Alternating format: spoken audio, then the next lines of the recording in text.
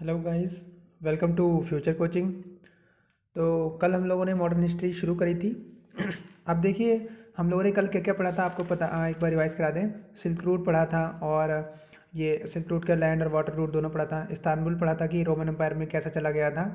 उसके बाद हमने ये पढ़ा था कि कोलंबस और वास्को डी गामा भारत को ढूंढने के लिए निकले थे, नया रूट ढूंढने के लिए निकले थे, और वास्को डी गामा ने नया रूट की खोज कर ली थी।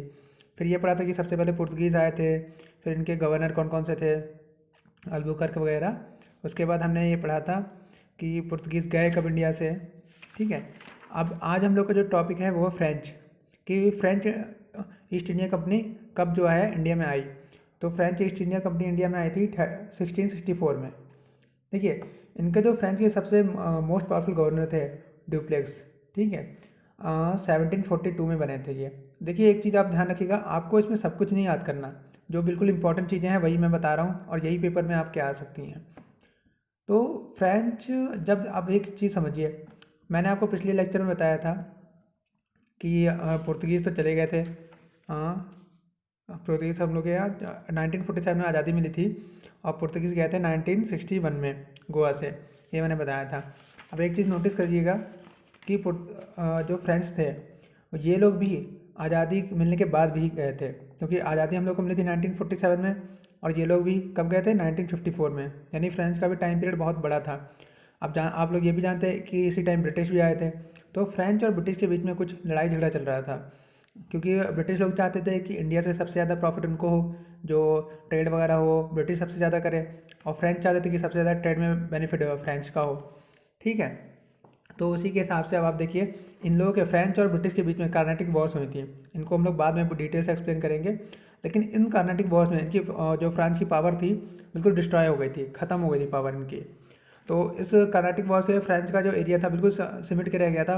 पूरी इंडिया से बहुत कम चीज़ें इनके पास बची थी, जैसे पौंडीचेरी बची था। ठीक है।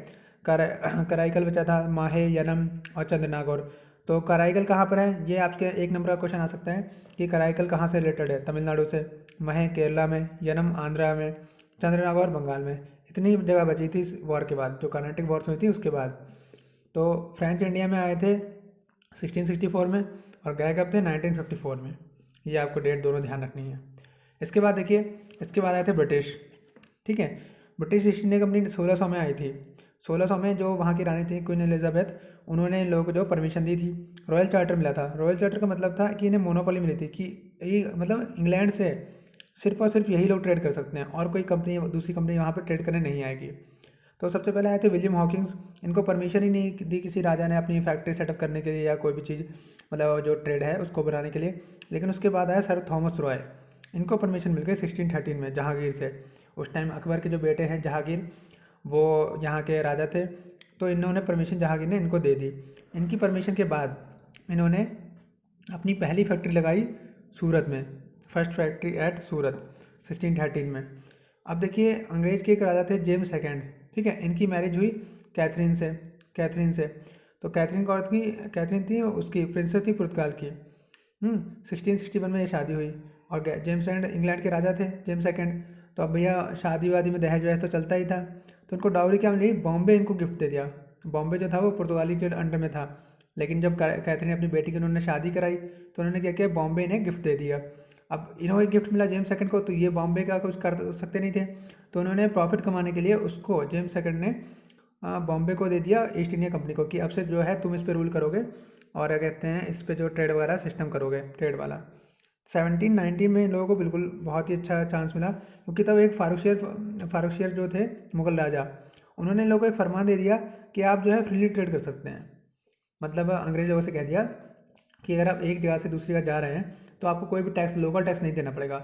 लोकल टैक्स पहले क्या होता था कि अगर आप एक जगह से दूसरी जगह व्यापार करने जा रहे हैं या ट्रेड कर रहे हैं, कोई चीज़ सामान बेच रहे हैं, खरीद रहे हैं, तो आपको एक लोकल टैक्स जमा करना पड़ता था राजा के लिए। लेकिन वो फारूक शेर ने वो मना कर दिया, इनको फरमान दे दिया। तो परमिशन टू ट्रेड फ्रीली, कोई भी लोकल टैक्स नहीं। ठीक है। तो ऐसे से क्या हो गया, अंग्रेज़ों की जो है पैर बढ़ने लगे थे, और उनकी हुकूमत बढ़ने लगी थी, क्योंकि उनको छूट मिल रही थी। अब जब छूट मिलेगी तो सबसे ज़्यादा बेनिफिट इनका होगा। बेनिफिट होगा तो इन ये बाकी जो फ्रेंच कंपनी है या पुर्तगाली लोग हैं, इनसे आगे निकलते जाएंगे।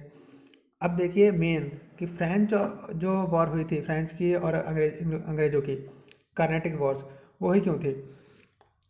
देखिए 1746 में से 1763 तक कर्नाटिक वॉर्स हुई थी। तो इसमें 3 वॉर्स हैं, एक 1746 से 1748, दूसरी है 1748 से 1754, फिर लास्ट वाली 54 से 63 तक। ठीक है, तो इसके इनके आपको कॉज भी ध्यान रखने हैं और जो जीता कौन था ये भी ध्यान रखना है। तो जो पहली वॉर थी 1746 से 1748 में, वो कॉज उसका था ऑस्ट्रेलियन वॉर ऑफ सक्सेशन। देखिए ऑस्ट्रिया में एक लड़ाई हो गई थी, एक राजा था उसके परिवार में आपस में लड़ाई हो गई थी। तो उसके राजा के साथ एक का साथ दिया फ्रांस ने, उनमें से एक का साथ दिया इंग्लैंड ने, परिवार वालों में से। तो यही अब ये लड़ाई इतनी भयंकर हुई थी कि उसका जो इफेक्ट है वो इंडिया तक हुआ। वहाँ पे लड़ाई हुई फ्रांस और इंग्लैंड की, तो जो वहाँ पे जब बात चली थी तो इन्होंने कहा कि इंडिया में भी लड़ाई करो ट्रेड के लिए।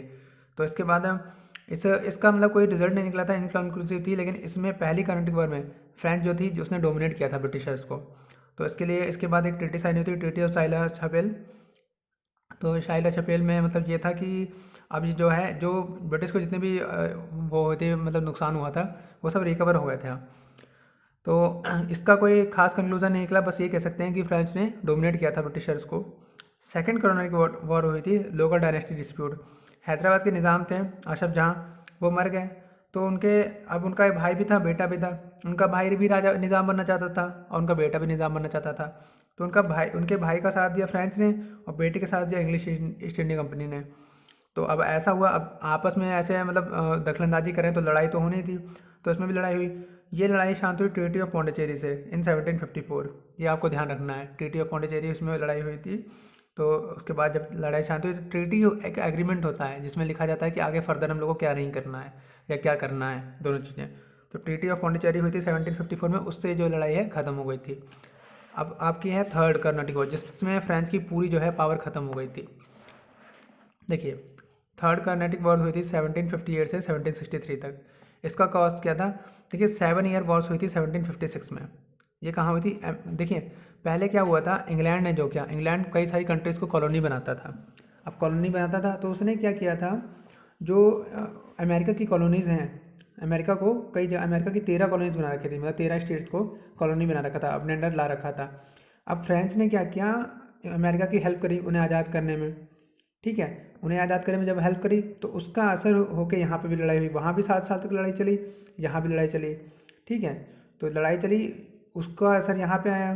तो ट्रीटी ऑफ पेरिस हुई थी इसमें लास्ट में 1763 में, इसके में जो लास्ट में हुई थी।